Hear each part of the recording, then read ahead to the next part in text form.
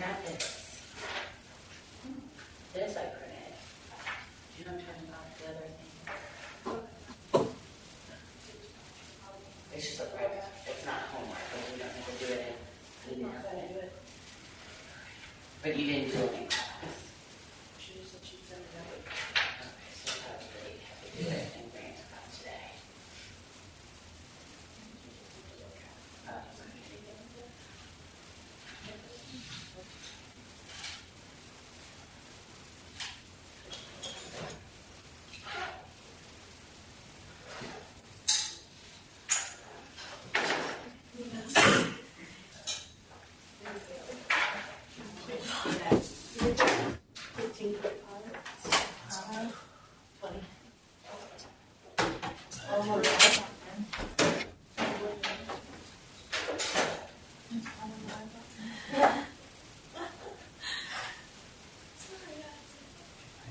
I got an 18. And I got an 18. Yay. Oh yeah, that's the little one. Oh yeah, that's the one.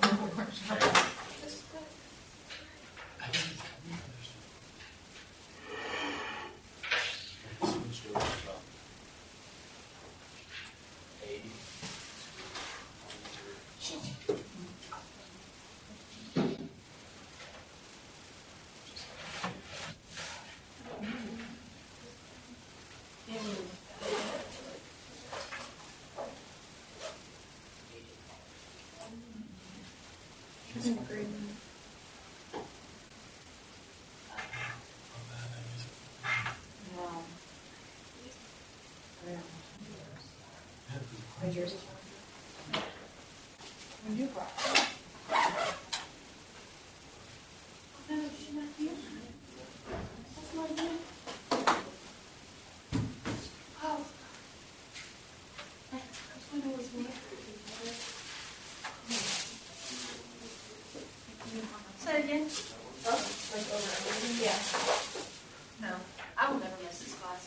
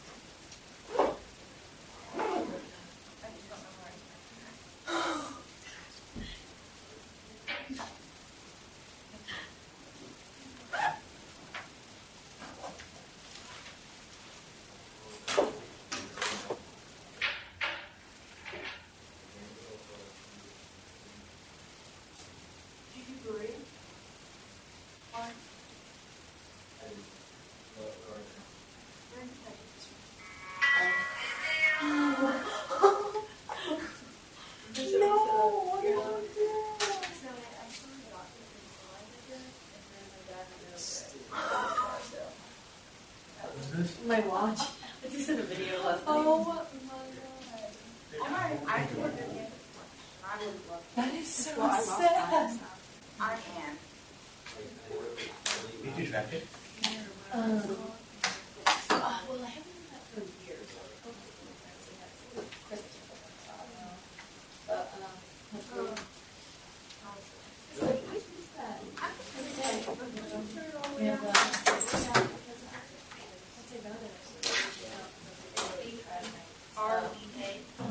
pounds doesn't, and now here we go. Is it 40? Yeah. Yeah. But no, I don't have it anymore. I just want to do the thing, so not too worried about it. I like the cereal thing. I like it. I like it.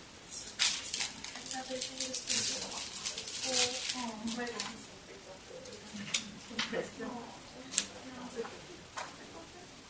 my mom did.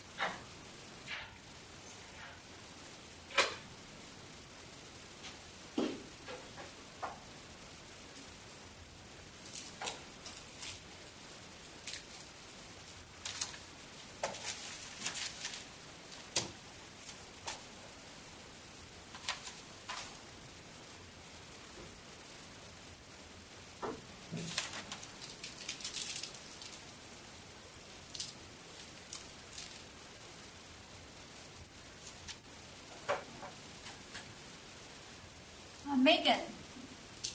She just went to the bathroom. Okay.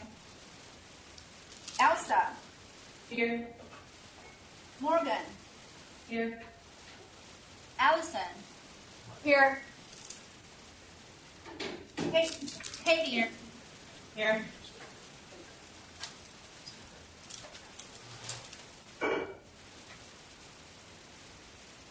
Leah. Here. Catherine. Here. Curtis. Here. Okay. So let's. I'm back, just you know. Okay, I got you. Thank you. All right. Now let's take a look at the practice exam.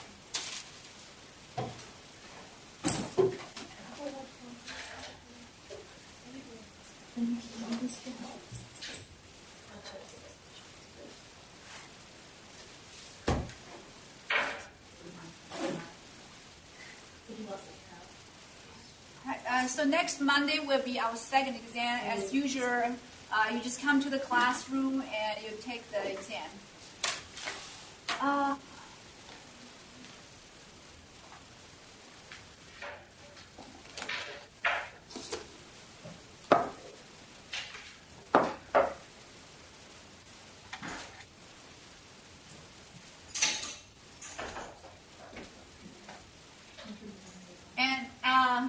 And Megan can, I'm sorry, not Megan.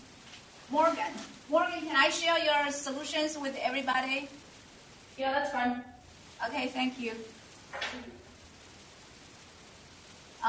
Okay, so let's take a look at the proof problems first. So as I said last time, we have a few proof techniques we learned. So the first one is proof by cases. I do notice that a few students did the first one by mathematical induction. Well,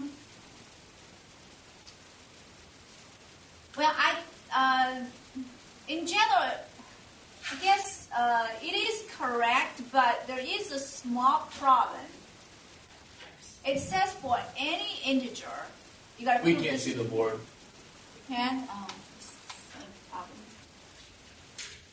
Okay, and he doesn't know how to fix it. I guess I'm going to ask him.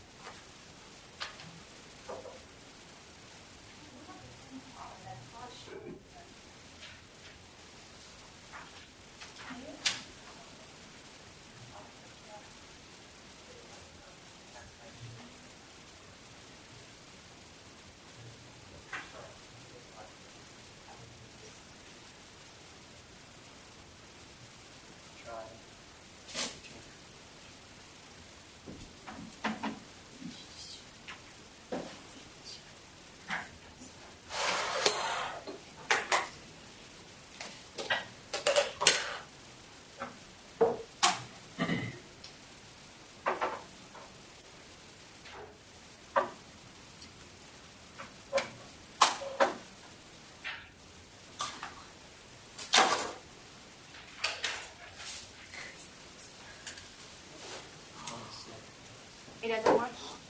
Yeah, I can. Let's try to change this. I can contact someone. Okay. But that doesn't take a while. Okay. All right, so the first question, it says for any integer n, we want to prove 3 divides n cubed plus 2n. There were, I think, maybe 2 or 3 students who did mathematical induction. If you want to do mathematical induction on this problem, it's fine, but you have to do something that we didn't talk about in class. So I think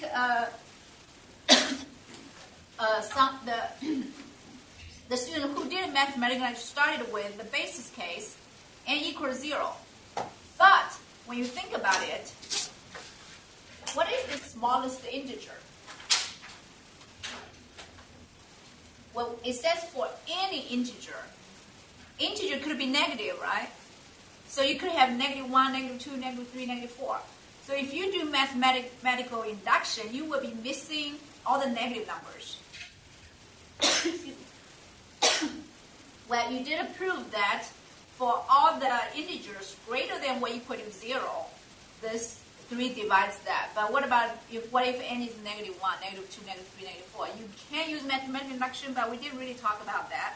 So whenever the way we talk about it, n has to be greater than or equal to 0 or greater than or equal to 1 for that kind of integers. So there is a small flaw in the proof if you want to use mathematical induction. So let's try not to use that. Okay. I mean the idea is correct, but you will be missing -1, -2, -3, -4. You have to fix that. And how do you fix that? That I didn't really cover that. So. Is that clear? I know that Elena, I think you did mathematical induction, and there's somebody else who did mathematical induction. I forgot the name, but okay. So let's try not to do this way.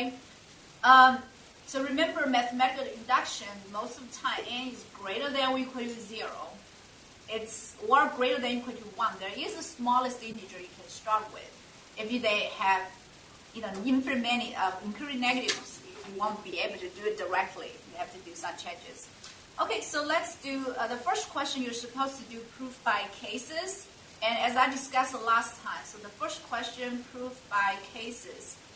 And remember, whenever you want to prove something is divisible by 3, that means you need to factor 3 out of this expression, which we can't directly. But if we do cases, we will be able to. So case 1, for the past few classes, we were not able to share in the screen. If I switch it, and it's just going to show us that. I know there's something. Yeah, okay, I did this last night, and I thought we had it fixed. Oh. So I don't know why it's not staying.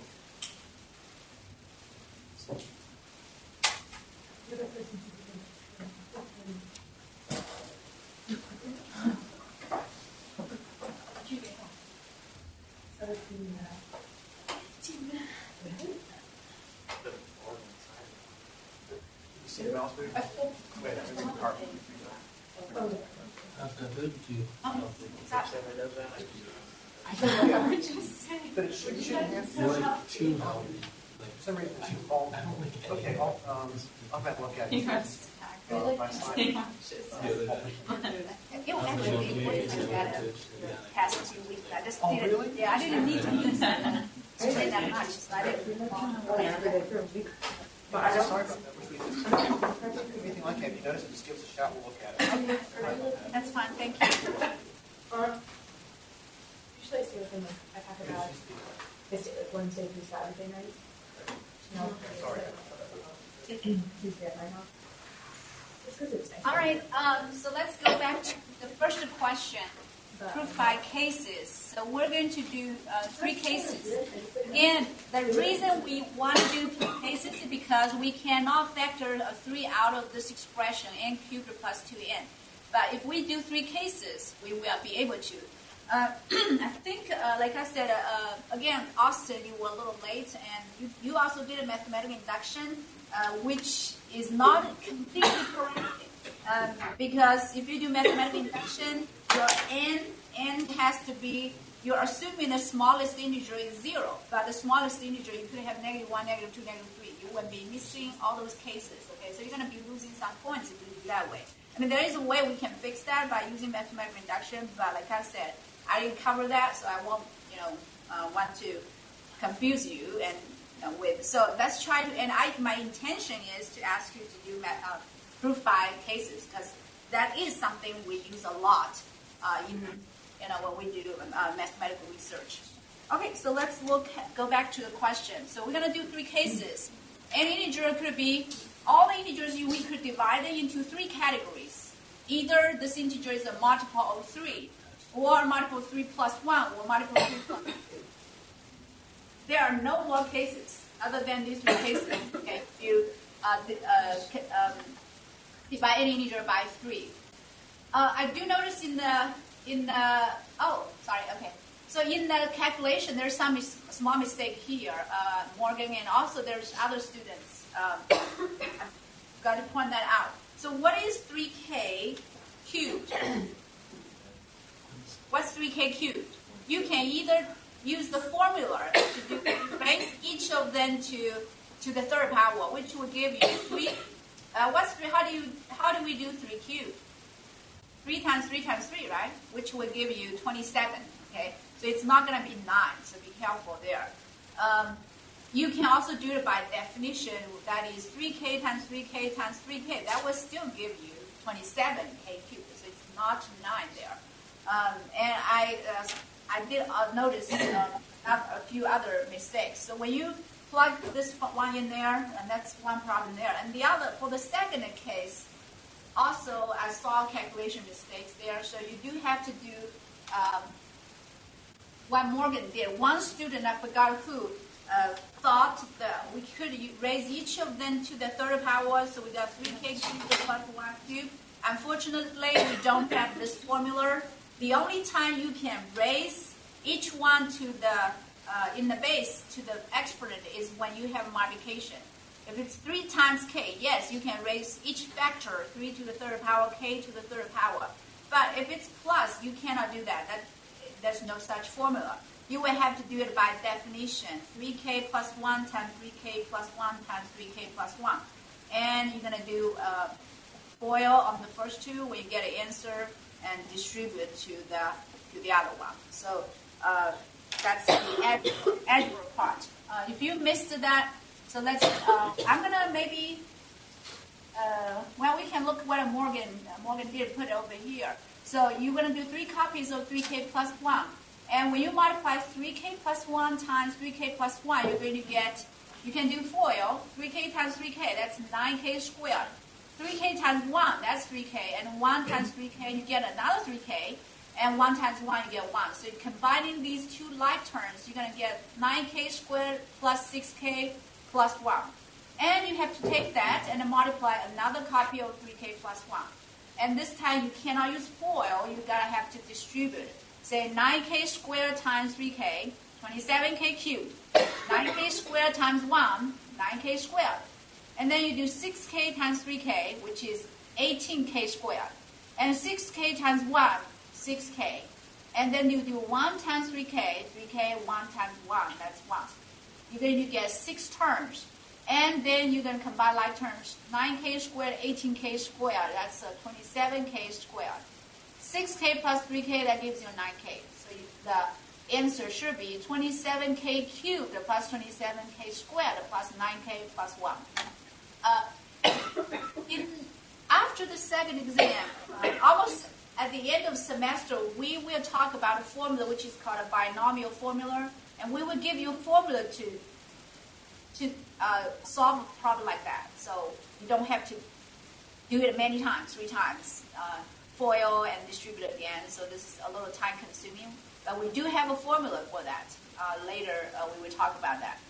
Okay, so for the case 1, this is what you're going to get. 27k cubed plus 27k squared plus 15k plus 3.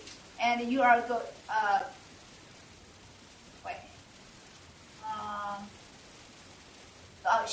so she went ahead and combined that 9k, because there's a 2 times 3k here, for the second part.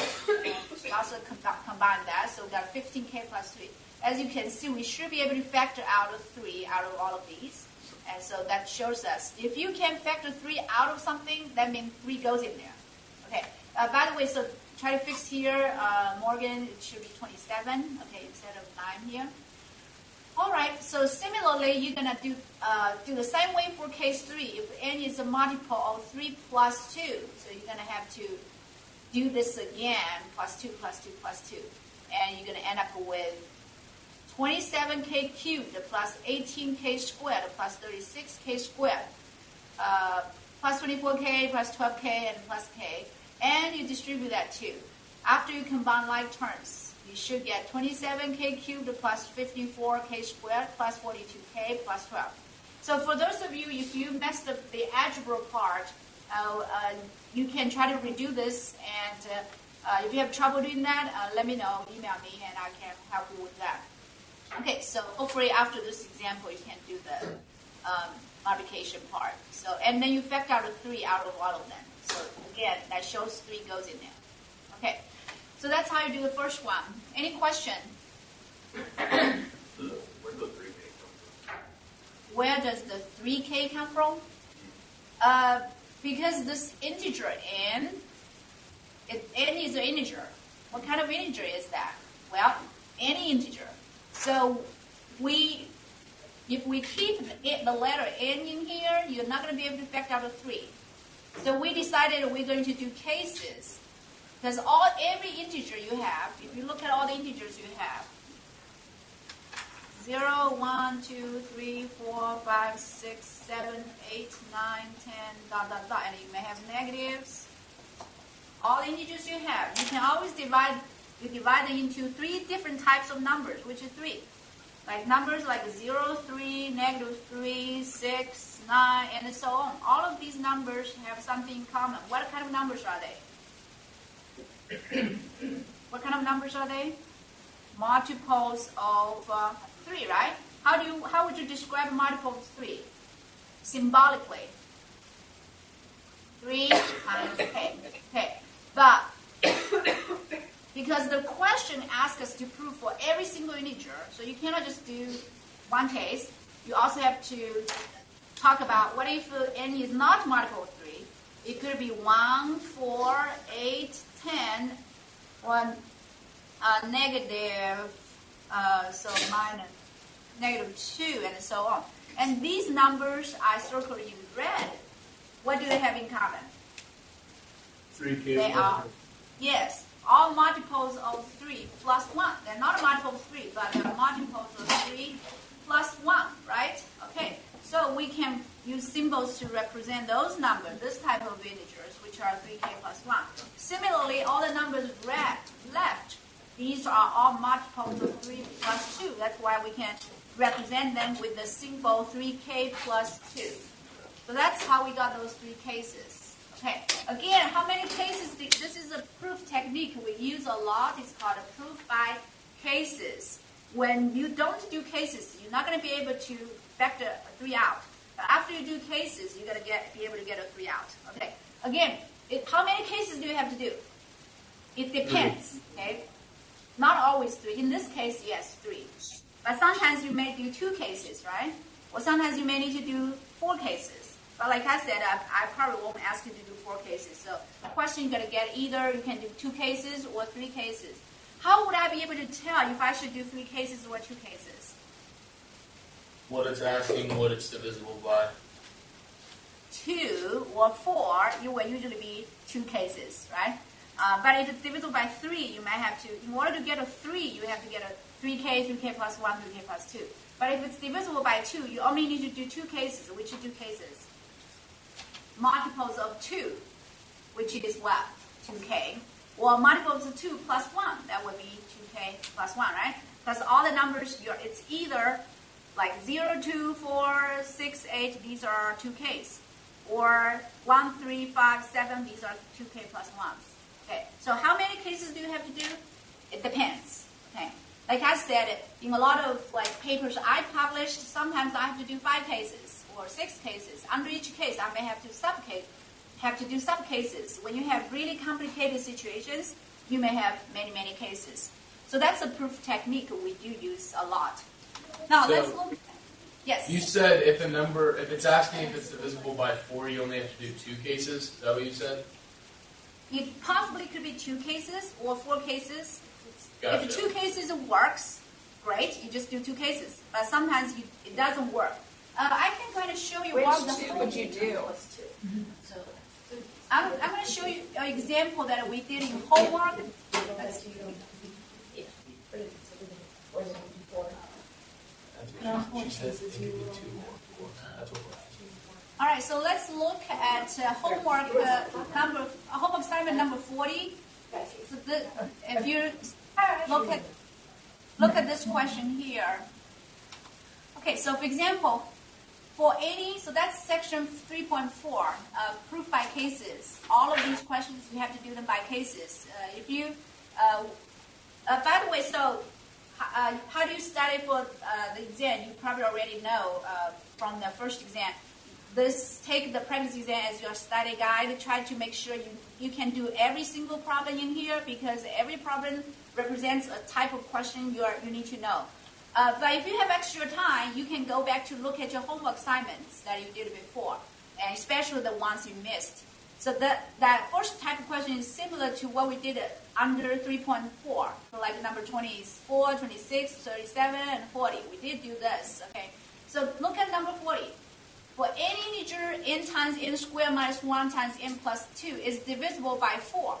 So can we factor a 4 out of this expression here directly?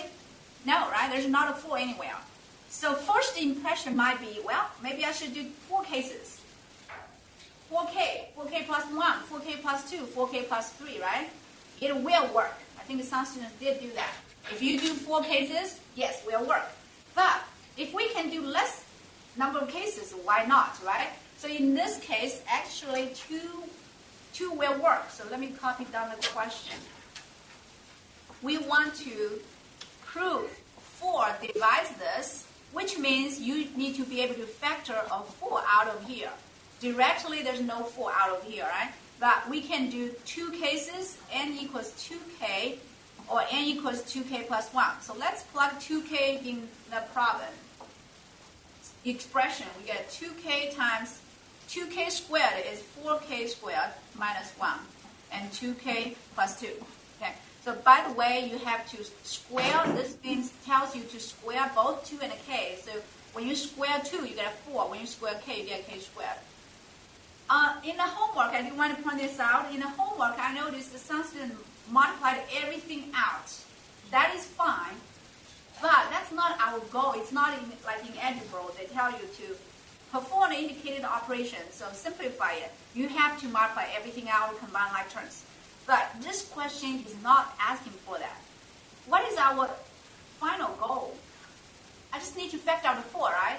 So you don't really have to do that tedious way. All you have to look for is, okay, let's try to factor out a 4. I already got a 2 here. I just need to factor out another 2.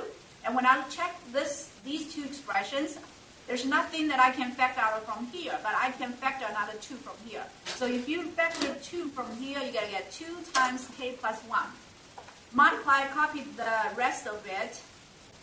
And notice it's all multiplication here, so you can do switch commutative property. You can multiply this 2 and that 2. That will give you a 4, and copy the rest of it. And we got exactly that 4 we needed, right? So if you can factor 4 out of there, that tells you 4 divides that number. Similarly, if you plug 2k plus 1 in there, you should be able to do the same way. So I can do a little quick here. So replace n with 2k plus 1, replace n with 2k plus 1. To save time, I'm going to go ahead and write down the answer for that part. Plus 1 minus 1 times 2k plus 1, that a 2 plus 3. So again, like I said, some students multiplied everything out, which you didn't have to, because our goal is to factor out a 4. I'm going to keep everything 2k plus 1 here, and simplify this. Plus 1 minus 1, they cancel each other. And look, we can factor 4 out of there. There's a 4 times k squared plus k. and times 2k plus 3. You can leave everything there. All we need is that 4. If you have 4 times an integer, that means 4 divides that. Okay, so in this case, you can see I didn't have to do 4 cases. Normally, if they ask you to prove 4 divides a number, you have to do 4 cases normally, yes. But in this case, we didn't have to. I did 2 cases. I was able to factor out a 4 already. Okay. So how do I know if I should do 2 cases or 4 cases then? I would always try 2 cases. See if it works. If it works, great. If it doesn't work, say after you plug in, you cannot factor out a 4. Well, try 4 cases then. Does that make sense? Is that clear? Any other question? Okay, but like I said, I try not to give you 4 cases because it's really time consuming and pretty much every case is very similar. So I'm probably just going to give you either 2 cases or 3 cases. Okay, so that first question is trying to get you familiar with this type of proof technique. It's called proof by cases. Like I said, I do use that a lot in my research. All right, go back to the practice exam. Now, the second type of proof technique we learned is called indirect proof. Okay, so first problem I saw is, by the way, how do you write down, what's the format of indirect proof? You will say BWOC. Does everyone know what BWOC means? What does it mean? What does it represent? By way of contradiction. Okay, so you only say it at the beginning. Usually you won't say it at the end, the BWOC. Okay, so by way of contradiction. So this is the method called indirect proof we're going to do.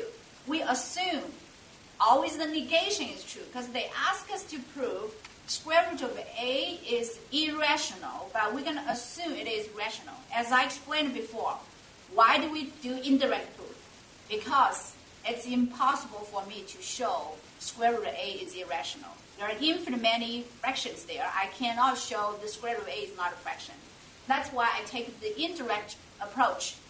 Okay, so if square root of A is rational, following that assumption, we know usually when you do indirect proof, you know what you write down is going to be false. Okay, because right after you write down that assumption, your goal is to find a contradiction, to contradict this something, to say, okay, that cannot be true. Square root of A is rational, cannot be true. Then it has to be irrational. Okay. So next thing is you have to tell me what the contradiction is.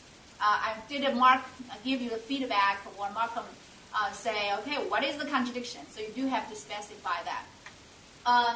She didn't have some mistake here. So the first part is right. So after what right here is correct. There is a mistake here, Morgan. B and C is not a real number. And if you recall what the definition of rational number is, what is a rational number? What's the definition?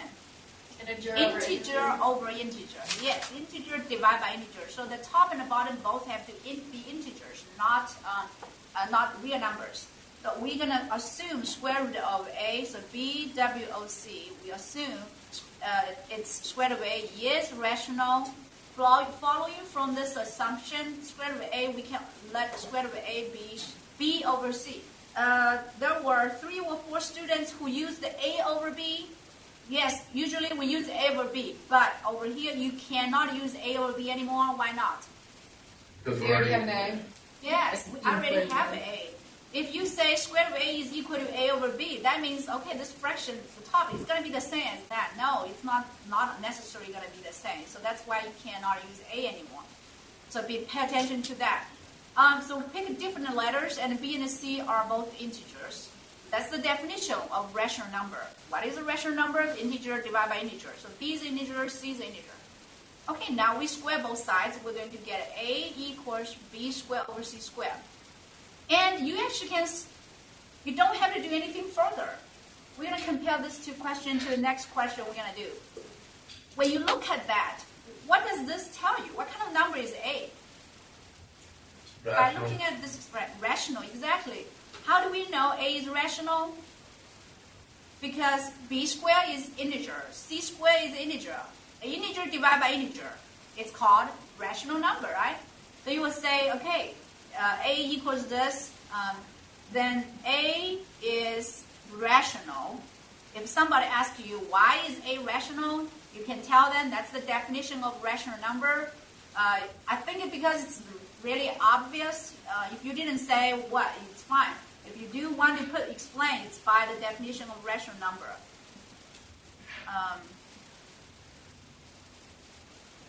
When you can write A as integer divided by integer, that's a rational number. Well, then there's a contradiction. What is the contradiction? Which is contrary to what? The square root of A is irrational? Yes, because if you go back to look at the question, the property says, if the hypothesis, what you call a condition, if A is irrational, so we know, when they say if, it's the condition. So when we know A is irrational, that we got the conclusion A is rational. So that's the contradiction, that A is irrational. Okay, so these two sentences we have, A is rational and A is irrational. Well, one number cannot be both rational and irrational. It's either rational or irrational. So that's a contradiction. Just like you are saying, I am 40 and I am 41. Does that make sense? No, that's a contradiction. You cannot be 40 and 41 at the same time. So that's why. Why did we get this contradiction? Because my assumption, it was wrong. My assumption said square root of A is rational. That caused the problem, caused the contradiction, which tells you this cannot be right. This has to be false, which means square root of A is irrational. Okay? So this is the indirect approach by way of contradiction. Okay. I have a question. Yes. Can you explain to me why you didn't say such that the GCD of B and C is 1? Okay. In this case, I don't have to. Why? Because, look, as long as you get a contradiction, you can stop. I already got a contradiction. A is, I will compare this to the next question after I explain cube root of 2 is rational. I'm sorry, irrational. So when I get this expression, I already get a contradiction because this tells me A is rational, but when I look at the problem tells me A is irrational, then that's already a contradiction. So I don't have to use like the greatest common divisor is 1, right? I don't need to use that. As long as you can't get a contradiction, you can stop to say, well, that cannot be true. Just like if I say I'm 40 to 41, that's contradiction. And also, I do notice that some students did what we did with the cube root of 2, square root of 2, multiply, get rid of fractions to get this, and say, okay, well, so B is even. I did put in the comment feedback, I said, why is B even? B is not even. How can you tell B squared is even? So some students said, well, because B squared is even, therefore B is even. But what's the definition of even number? Yes, you have to be able to write it as 2 times the integer. Look, do we have a 2 over here? Is A a 2? No, it didn't tell us A is 2. Is C a number 2? No, we don't know anything about A or C. So there's no way you can tell B squared is even. We don't know that. So every sentence you write down, it has to be from either definition or some property we proved before. Just like in real life, you try to make an argument, especially if you're an attorney and you have to defend for your clients all the time. Everything you say has to be correct, has to come from either the facts or some law from somewhere. So when you say B squared is even, then I will have to ask you why. And well, because the definition of even, you have to be able to factor out 2, or write B squared as 2 times something. But neither of these numbers is 2. So you cannot say B squared is even. By the way, we don't even need to use that because as soon as I get here, I already can see the contradiction. Because A is rational, but the question says A is irrational, so you get a contradiction. All right. Well, did I answer your question? Yeah. Okay, so we don't need that. But when you do number 4, so I would go back to number 3. We can go ahead and look at number 4 because in number 4, yes, you do need that. Let's write down. Let's look at. I think what Morgan did was correct, so we can go ahead and look at her solution. So first step is the same. Whenever you do indirect proof, you always assume, by way of contradiction, assume cube root of 2 is rational. And then you let it be A over B. This time you can use A to B because there's no A used. And she did indicate they have no common factor, or you can put A common B equals 1. The greatest common divisor of A and B is equal to 1. So if you don't want to use sentences, you could put greatest common divisor of A and B is equal to 1. Okay, now, well, have no common factor probably is not the best way to say it because 1 is also considered as a common factor. So probably you should say, add a phrase here, have no common factor except 1. Okay, except for 1. Okay, so now let's look at next step. So we want to get rid of cube root. So we're going to take the third power. Previously, when we proved square root of 2 is irrational, you can square both sides. But in order to get rid of cube root, you have to take the third power. So we're going to get third power, cube root. They sort of like cancel each other because they are inverse operations. You go back to what you start with, the number 2. On the right side, you get A third over B third. And you get rid of... Okay, so here, let me compare this question to the previous one we had. So if I, after I take the third power right here, well, I have to continue from here. Previously, after we take square both sides, this is what we got. We could just stop, okay? This is rational. But when we get here, yes. It's not a switch? Okay, all right. So this is number 2. When we got here, we didn't need any condition like, C or B over C. We didn't have to say B and C are relatively prime, no greatest common factor except 1. We didn't have to multiply both sides by the bottom to get rid of the bottom because I already got a contradiction. Well, right, take a look at it here. Can we get a contradiction? Previously, we say, okay, A is, by looking at this expression, A is rational. But the question said A is irrational, right? This is given. This is a condition given. Now take a look at this. The right side tells us it's rational. Look at the left-hand side, 2. Is 2 a rational number? Yeah. Is 2 a rational number? Yes, it is also rational. So we're going to get rational equals rational. There's no contradiction here. Do you see the difference now? In number 4, when you get here, you cannot stop because 2 is rational. A cubed over B cubed is rational. Both are rational. Rational number equals rational number. There's no contradiction. But previously, in number 2, when you have B squared over C squared, it's a fraction, which means it's rational. But the question also told us A is irrational. An irrational number cannot be equal to rational. So that's why you already got a contradiction as soon as you square both sides. With the given condition, A is irrational. But 2 is rational, so there's no contradiction here. That's why we have to continue to see if we can find any other contradiction. So we're going to go back to see what she did. So we're going to get rid of the bottom, B cubed, multiply B cubed both sides. We end up with this expression, 2B cubed equals A cubed. So hopefully at this point, whenever you see an equation with a 2 in there, what follows immediately? It tells you what? A cubed is what?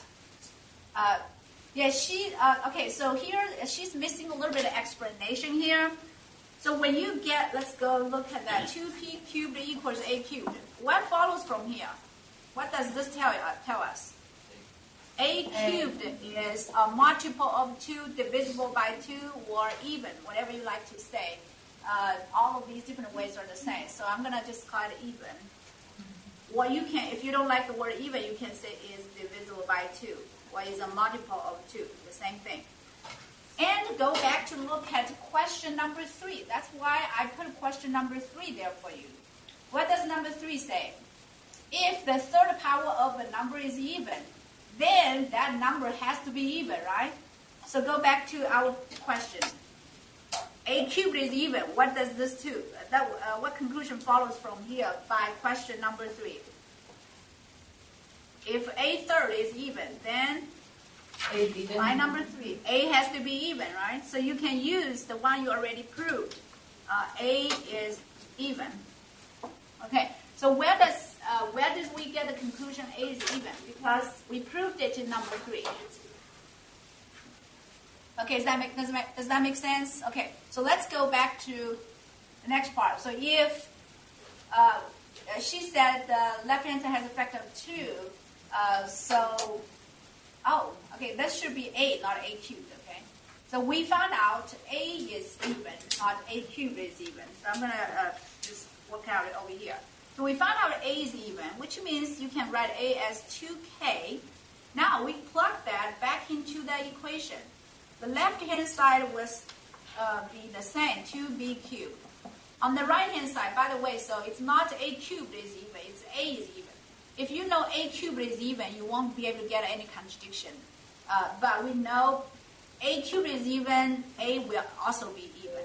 So we're going to replace that letter a with 2k and use algebra, raise 2 to the third power, raise k to the third power, and divide both sides by a 2.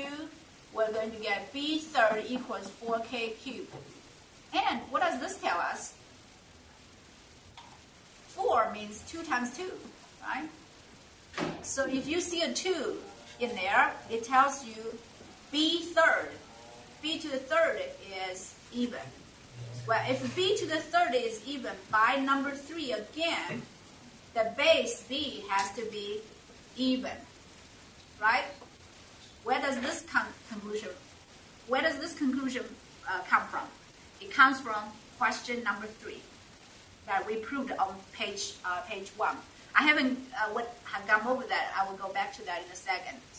But we can assume that number 3 has already been approved. I can use it.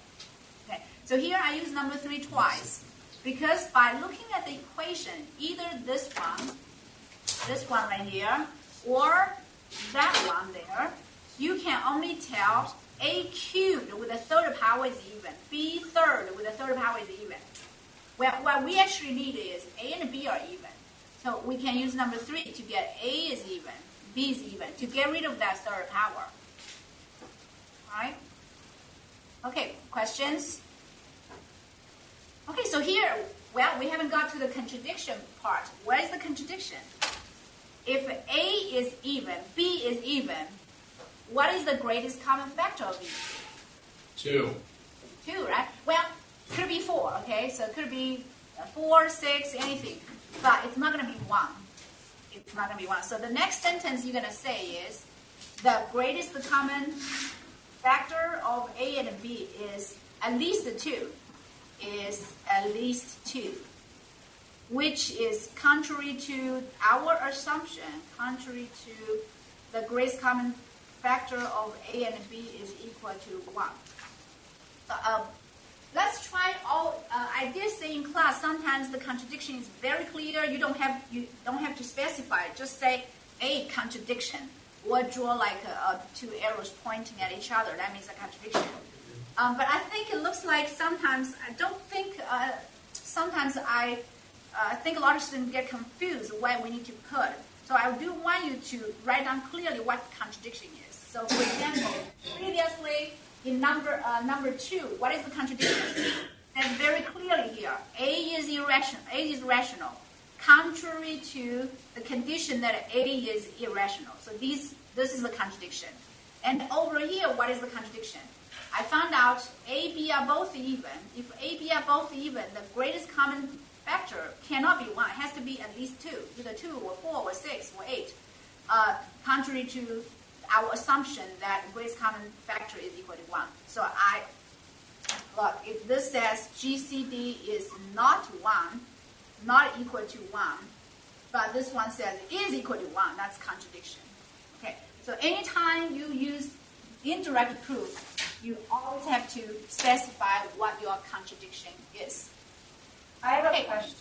Yes, This might be kind of stupid, but that's all right. we're proving like rationality. So Yes. explain to me why the greatest common divisor, like why does that matter? Why does that need to be in our contradiction? Okay, because if we don't add that condition, well, starting from the beginning is, how did you know we should add greatest common divisor is equal to 1 from at the very beginning?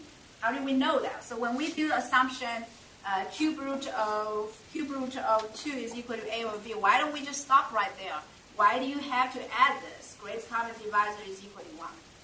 Okay, because if I don't have this, I won't get a contradiction. And how did you know that? Well, because the mathematicians before us created this technique. We could follow that technique. But in the first place, I probably, if you ask me, I may not be able to come up with that. Well, most of us may not be able to come up with that idea. But, so why do we need this? Because if I don't have that condition, I just do this. After I square both sides, I'm going to end up with this. And there's no contradiction at all, right? What is the contradiction? No contradiction. That's rational, that's rational. Well, so they're both rationals. And there's no contradiction. And even if I multiply b cubed to both sides, when I get this, there's still no contradiction. So remember, every time you do indirect proof, you have to have a contradiction. So when I look at this, what's the contradiction? Every step I do, I take a look. If I have a contradiction, if I do, I will just stop. I got a contradiction. For example, the one we did before. When I square both sides, so we started with square root of a equals b over c. And then we square both sides. When I do that, I found out a contradiction because this is irrational. This is rational. Integer divided by integer. But this one is irrational given in the problem. So I can stop. But when I do this way, I square cube, take third power, I have no contradiction. Rational, rational. I multiply both sides by b cubed. There's still no contradiction. Okay, that only tells me a cubed is even. So what? Contrary to what? There's nothing, there's no contradiction. So that's why, okay, I decided to continue. All right, so I can find out a is even. And then a equals 2k. I plug into the equation. We found out that b cubed is even. And then that tells me b is even. When I look at these two, well, a is even, b is even. What's the contradiction? No contradiction to anything, right? They could be both even numbers. What's wrong? Because you can have 4 over 6, right? That's perfectly fine. You can have fractions like 4 over 6. Well, I have to have a contradiction if I do indirect proof. So that's why I realized, okay, how about we do this? If a and b both even, the greatest common divisor has to be at least 2. If like this is 4, this is 6, the greatest common divisor is 2, right? Well, you could have maybe 8 and 12. The greatest common divisor will be 4. So it's not going to be 1, right? So it tells me maybe I should create a condition here to make the greatest common divisor equal 1. So here I got a 2, then I will get a contradiction. So when I pick at the very beginning, we are assuming it is rational, which means this is a fraction. There are lots of fractions. You could have 2 over 3, or you could have 4 over 6, or you could have 6 over 9, many fractions there. But out of all the fractions, we always make sure the one I pick is simplified or reduced. In algebra, we call it a reduced form. But when I pick this fraction at the very first place, I make sure this fraction is already reduced in its simplest form. I'm not going to pick fractions like 4 over 6 or 6 over 9. So this has to be like 2 over 3 or anything that has to be reduced. So that can, we can have this condition that the greatest common divisor is equal to 1. If I have this condition, later that can create the contradiction because I found that if I assume it is a fraction, I'm going to be able to find a, b are both even numbers that will give us the greatest common divisor of at least 2. That would be contradictory to that, right? Because when I picked these two numbers, I made sure they don't have anything common except 1. So it's going to be like 2 over 3. But then I found out, well, they're going to have a 2 in common. Is that possible? That's a contradiction, right?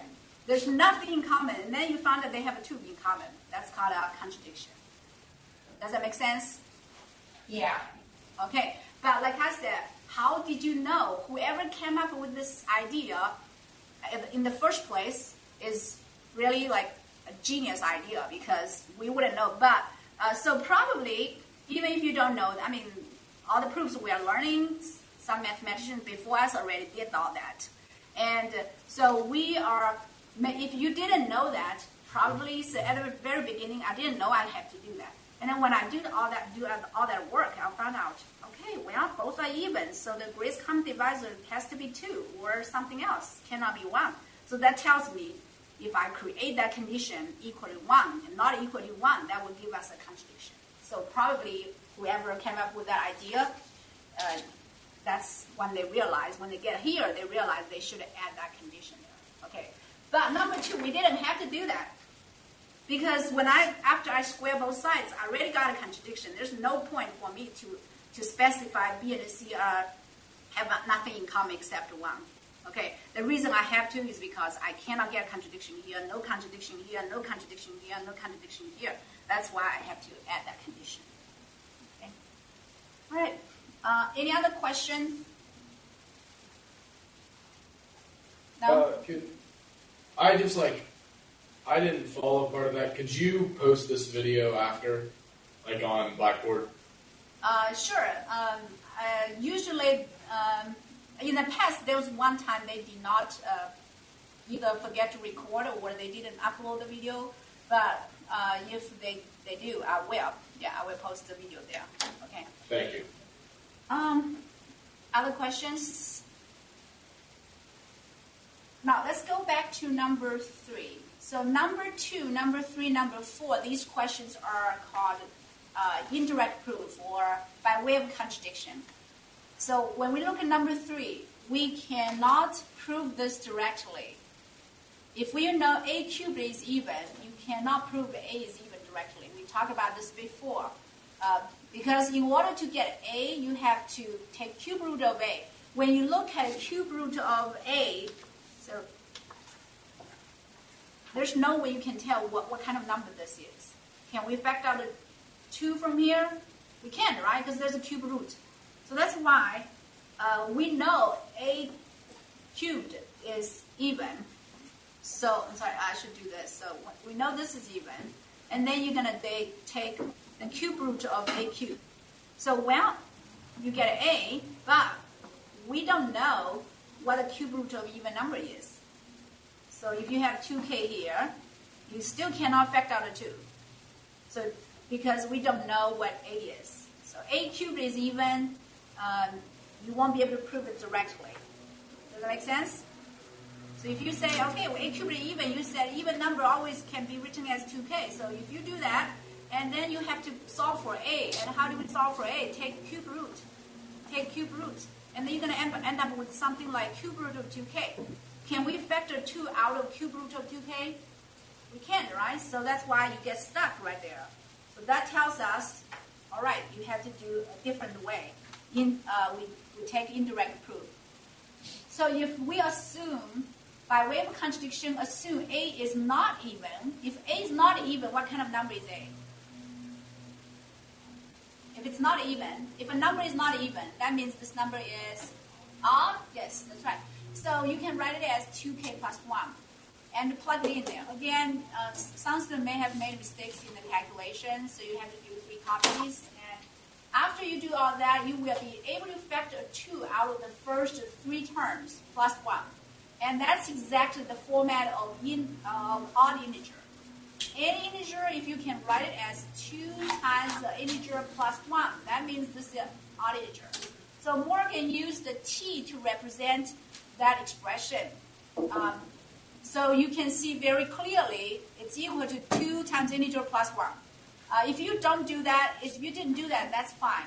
You can just say right here, after this sentence, you can say A cubed is odd. If you want to do that, it's fine. So therefore, A cubed is odd. Contrary to the condition, A cubed is even. That's exactly why you need to put what contradiction is. Look at these 2 sentences. A cubed is odd. A cubed is even. So that's contrary to each other. Okay. So anytime you use indirect proof, you should always get two sentences contrary to each other. Questions? Now, the next question 5, 6, 7, these are what we call mathematical induction.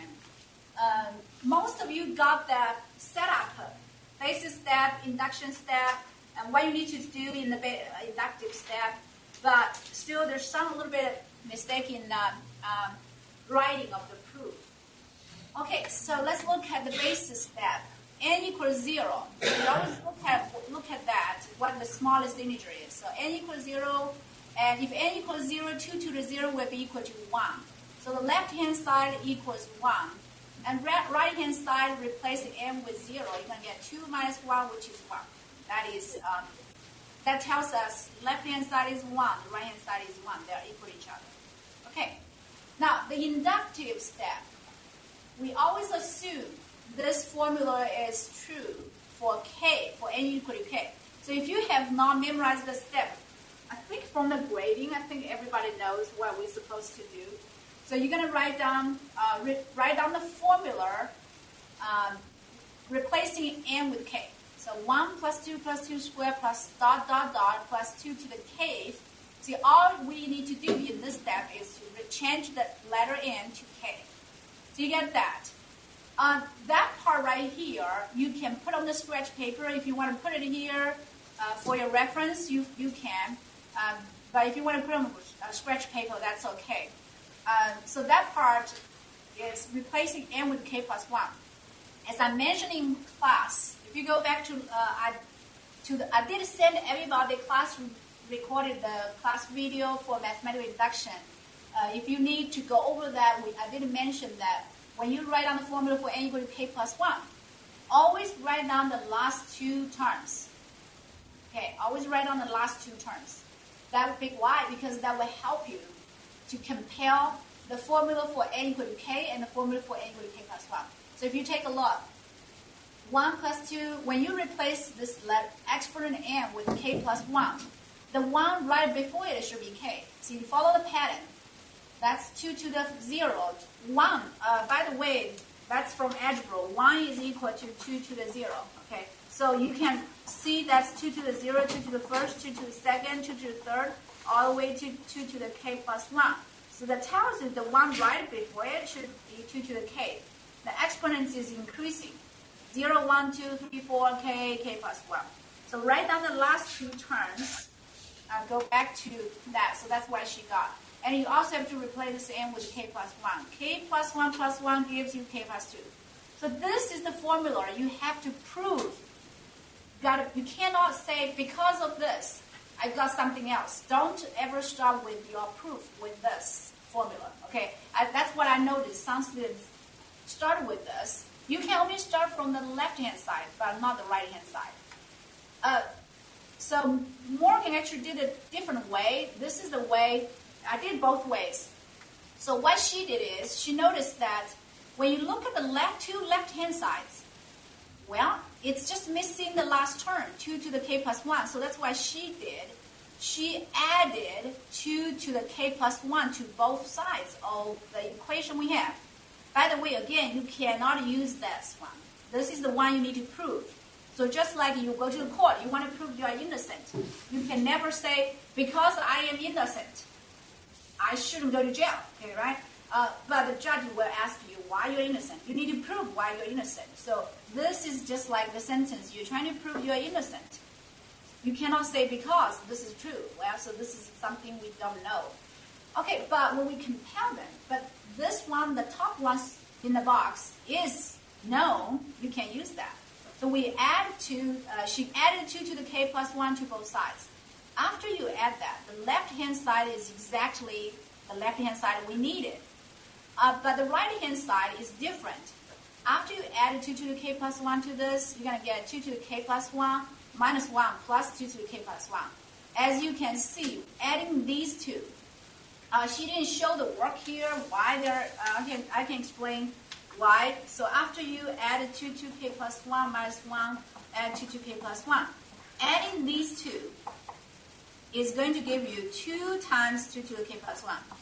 You all remember this? Think of this as x. What is x plus x? 2x. What's x? 2x, right? So exactly that's what we need. So you get 2 times 2 to the k plus 1 minus 1. And what is 2 times 2 to the k plus 1? By using the algebra formula, you add the exponents. So you get 2 to the k plus 2 minus 1. And that is exactly the right-hand side we needed. Okay. I'm going to show you a different way, because this is the way she did, which is correct. But there is another way you could do. You can start from the left-hand side of the equation. We want to prove. So you start with that. Don't write down the right-hand side, because we don't know if it's equal to the right-hand side. And we notice that first k plus 1 terms, 1 plus 2 plus 2 squared plus dot dot plus 2k. That is exactly in our assumption. So take a look at our assumption. If you add all these exponents, what do you get? 2 to the k plus 1 minus 1, right? So I can go ahead and replace that part. That whole thing is just going to be 2 to the k plus 1 minus 1. Right? Okay, I did a substitution.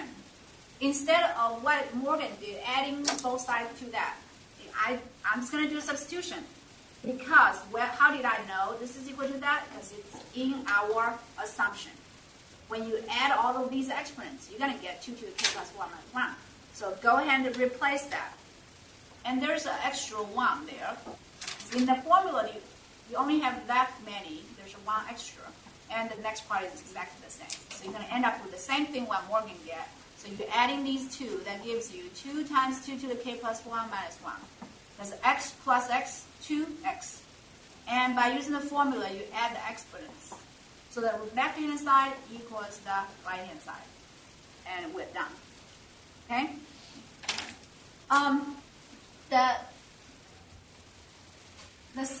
Number 6. Number 6, there's a few students made a mistake. Mostly, in general, the proof is on the right track. So do the basis step, n equals 1. So replacing n with 1, you get 3 minus 1, which is 2. So it's like saying 2 is divisible by 2. Apparently, that's true. But inductive step, replacing n with k. So you're assuming 3 to the k minus 1 is divisible by 2. And the proof, she marked it very clearly here. So the second sentence is the one you want to prove. Like I said, if you don't want to put on the paper, you want to put on a scratch paper, that's fine. So we're going to start with what we know. So she marked it as known. The top one is known. The bottom one is unknown. If you want to prove it, it's unknown. So start with that by the definition of divisibility. So that's a definition you need to memorize. 3 to the k minus 1 equals 2m. That's just definition. All right, so here's the mistake that I saw. I saw a few students thought 3 to the k is 2m. Did you notice there's a minus 1 there? Okay. 3 to the k minus 1 equals 2m. So what would be 3 to the k's power? 2m plus 1, right? So you got to add 1 to both sides.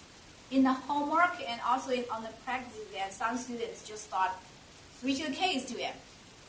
No, 3 to the k is 2m plus 1. So why did we do that? Why did she do that? Well, because we noticed in the statement we want to prove 3 to the k plus 1 minus 1, by using algebra, that can be split as 3 times 3 to the k. Well, 3 to the k, we need to know what 3 to the k is. Okay, 3 to the k is 2m plus 1. So don't forget that plus 1 there. So we're replacing 3 to the k with 2m plus 1. And multiply out 6m plus 3 minus 1, 6m plus 2. As you can see, you can factor 2 out. If you can factor 2 out, that tells you 2 divides that expression. Okay. So I think almost everybody got this one right. Just some student made a mistake right here. Instead of plugging in 2m plus 1, I saw they plugged in 2m. But I put in the feedback, I said 3 to the k is not 3 2m, it's 2m plus 1. Okay, questions? All right, so the last one, inequality, is the one many students had trouble. We can look at what Morgan did. So basis step, everybody got that right. So all you have to do is replacing n with 1. So you get left-hand side 2 less than or equal to 2. That's correct. Inductive step, replacing n with k, replacing n with k plus 1. What the mistake I saw is, so quite a few, actually a lot, many students started with the unknown. 2 times k plus 1 less than or equal to 2 to the k plus 1. Remember, this is like asking you, the judge asks you to prove you're innocent. You cannot say, because I am innocent, something follows. You cannot do that.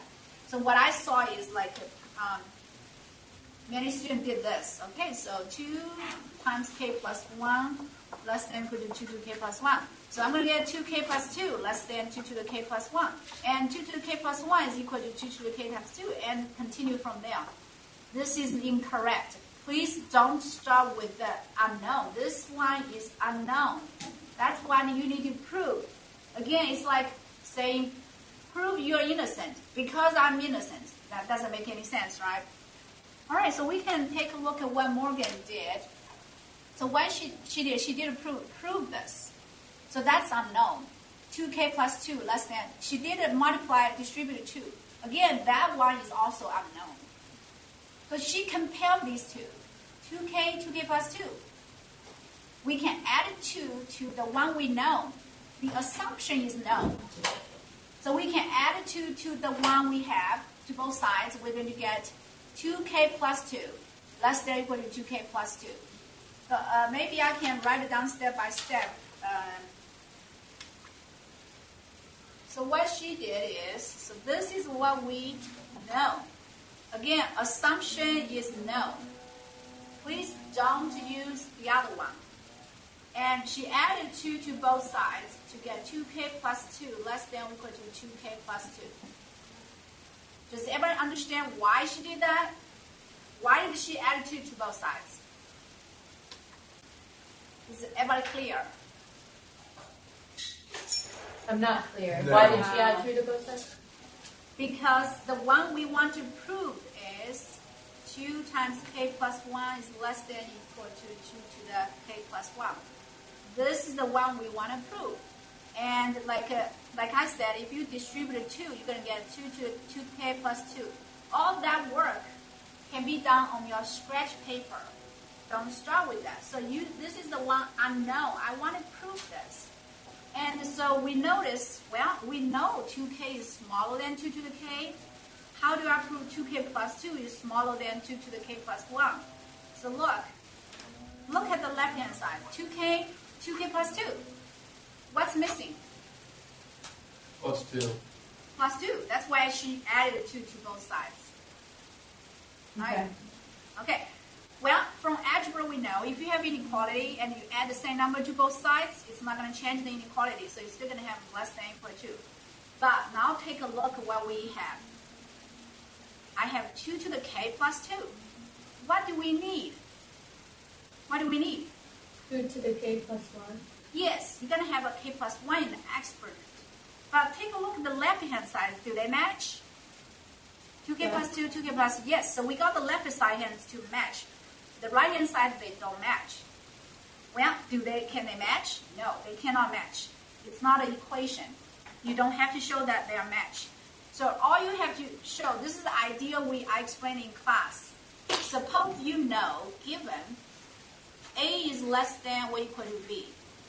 I ask you to prove A is less than or equal to C.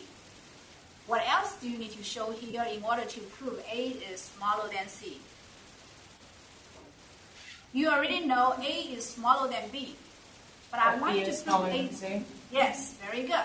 So this is the one left you have to do. If you can prove this B is smaller than C, then you're done, right? Okay, so this is what we did. This is like our B here. So that's our A. That's our B. That's A. That's C. You already know A is smaller than B. But I need you to prove A is smaller than C. So if I can prove this B is smaller than C, then we're done. Okay, so take a look at this B. 2k plus 2. Is this smaller than 2 to the k plus 1? Yes. How do we know that? Because this is less than or equal to 2 to the k plus 2 to the k. Any question here? How did I change this 2 to 2 to the k? How can I do that?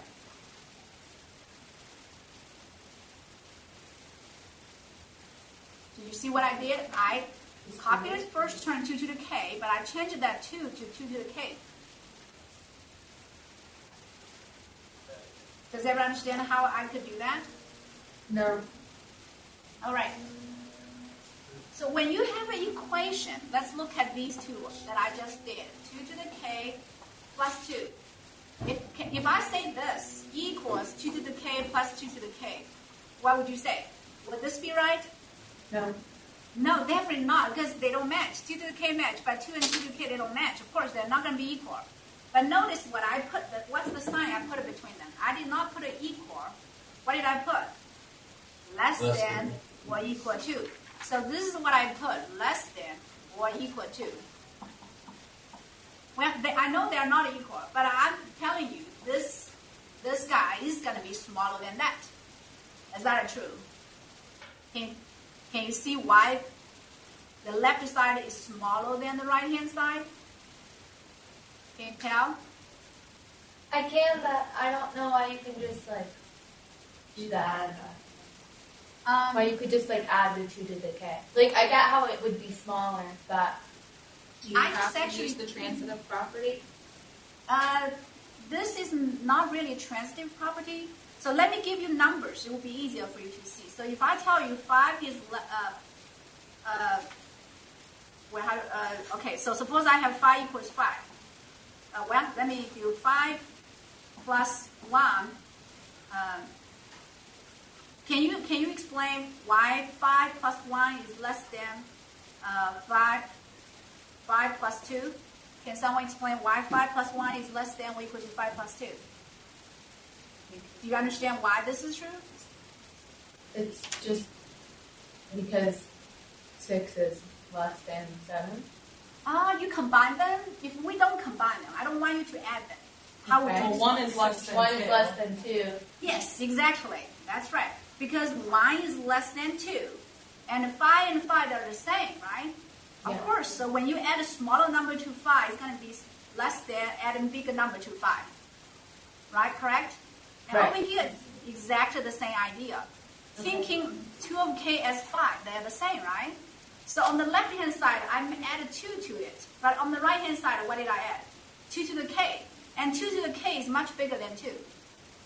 At least they're equal. If k is 1, look at the 2 and 2 to the k. Well, 1 and 2, of course, you can tell 2 is bigger. But 2 and 2 to the k, can you tell 2 to the k is bigger? Can you all tell why 2 to the k is bigger? If k is 1, what do you get? Equal, right? But what if k is 2, 3, 4, 5? If k is 2, what do you get? 4. 4. Bigger, right? If k is 3, 8, bigger. So that's why I put less than or equal to. Does that make sense now? Does that make sense? So what I did is, originally I had a plus 2, but I need 2 to the k plus 1. So I thought, okay, how about we, instead of adding a 2 to it, I'm going to add a 2 to the k to it. Well, by adding 2 to the k to that, you will get a bigger number. Just like when you add 1 to 5, it's going to be smaller than adding 2 to 5. So the same idea here. And 2 and 2 to the k, one of them has a variable k, but because this k is equal to 1, 2, 3, 4, it's just going to get bigger and bigger and bigger. It's always going to be bigger than 2, or at least equal to 2. And why do I change the 2 to 2 to the k? Because 2 to the k plus 2 to the k is exactly equal to what? 2 copies of k, which is 2 to the k plus 1. That's what I need. Okay. I have one little thing. So I know about the whole k stuff because you went over it and everything. So do you have to specify over the side that k can only be integers that are positive and 1. not 0? Okay, good. That's a very good question. You can, but not necessary because if you look at the question, look, what kind of okay, integer is okay. n? Greater than or equal to 1, right? But that's a very good And question. then n equals k, and then gotcha. Yeah. Okay. Right. You're right. Because the if k is 0, it will not be bigger, right? Because if this k is 0, 2 to the 0 is 1. It's going to be smaller. So, but fortunately, we know this k is going to be greater than or equal to 1. Okay. You can specify that. It never hurts to add more explanation. But if you don't say it, I mean, I'm just going to assume it is greater than because it's said in the problem. Okay. Any other question? So do we have to write down, like, right below the A and the B, or A is less than B, do you want us to write out that other one where it just says B is no. less than C? No, you don't have to show me this. Okay. I'm just... No, this is like, Oh, okay. you don't, like, nowhere written does it, like, have 2 to the K plus 2 is less than 2 to the K plus 1. plus 2 to the K. Plus 2 to the K. Oh, you mean, yeah, I do need to show this step, at least this step. And this one may be omitted. If you don't want to show me this, it's fine. But it's better for you to show all these. Like how did you know 2 to the K plus 2 is smaller than that? You do have to at least show this step. And then it's better to just do all that, show all that. All right. So may not have time to finish, but I'm gonna if there's anything I'm not finished, I'm gonna make a video and post on video on Blackboard. So go back to this. The first one, the third one, something is messed up. So when do we use belong to? So I think I found a quick way for you to remember this. Always think of the curly brackets maybe like a room, like a house. If this person walks in here, it's a member. Okay. So let's go back in here. Go back to look at this question. So the first one should be a member, belong to. I obviously had number 1, number 3 switched. So look, 2 with the curly brackets entirely inside of another pair of curly brackets. So you can think of the outside curly brackets as a house. And so if the entire thing walk in there, that's a member. Make sense? Your meeting has ended.